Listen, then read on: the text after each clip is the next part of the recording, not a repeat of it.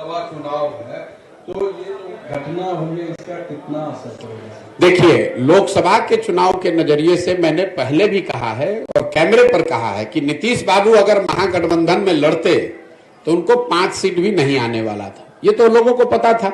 और जब हम लोग कह रहे थे तो उनका कोई दल का आदमी चिल्लाता था, अरे प्रशांत किशोर को क्या आता है। ये तो डर इतना है ना, लोगों को पता है। मैं कोई ऐसे बिहार का कोई नेता तो हूं नहीं कि कह दूंगा कौन जीतेगा। अगर मैं कह रहा हूं कि नहीं आएगा 5 तो नहीं आएगा 5।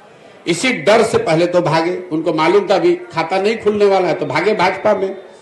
अब इस नई व्यवस्था में जरूर एनडीए के नाम पर, मोदी के नाम पर, भाजपा के लहर में कुछ सीट उनको मिल जाएगा। लेकिन इसके साथ ही एक और आपको भविष्यवाणी कर देता हूं, इसकी सबसे बड़ी कीमत इस गठबंधन का भाजपा और उनके दल वाले पे करेंगे विधानसभा के चुनाव में।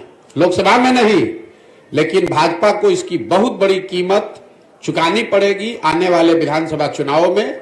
क्योंकि जो भाजपा का समर्थक है, जो उनका वोटर है, नेता है, काडर है, आज उसके पास कोई जवाब नहीं है कि आखिर आप जिस नीतीश कुमार को आपने एक बार 2020 में थोपा, तब भी आपके 75 एमएलए थे, इनके 42 थे, आप क्यों नहीं मुख्यमंत्री बने? क्यों नहीं बिहार को सुधारने का जिम्मा लिया? एक बार फिर नीतीश कुमार भागे तो आपने कहा नीतीश कुमार धोखेबाज है, और आज फिर उसी नीतीश कुमार को आप बिहार पर थोप रहे हैं।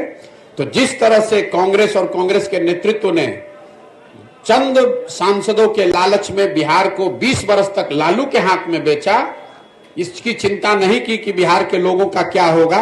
10, 15, 20 सांसद हमारे जीत के यूपीए के आते रहे। लालू जी अगर पूरा बिहार लूट कर बर्बाद कर रहे हैं तो कोई चिंता नहीं थी सोनिया गांधी को, कोई चिंता नहीं थी कांग्रेस की लीडरशिप को। वही हाल आज भाजपा के लीडरशिप का है। उनकी चिंता बस इतनी है कि संसद में अगले लोकसभा चुनाव में हमारा 30-35 सांसद जीत कर आ जाए।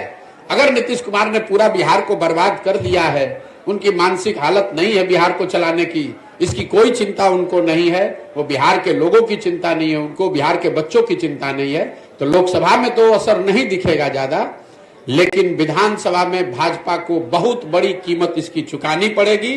और आप इस वक्तव्य को नोट करके, रिकॉर्ड करके रखिए, अगर न हो तो मेरी गर्दन आप पकड़ लीजिएगा।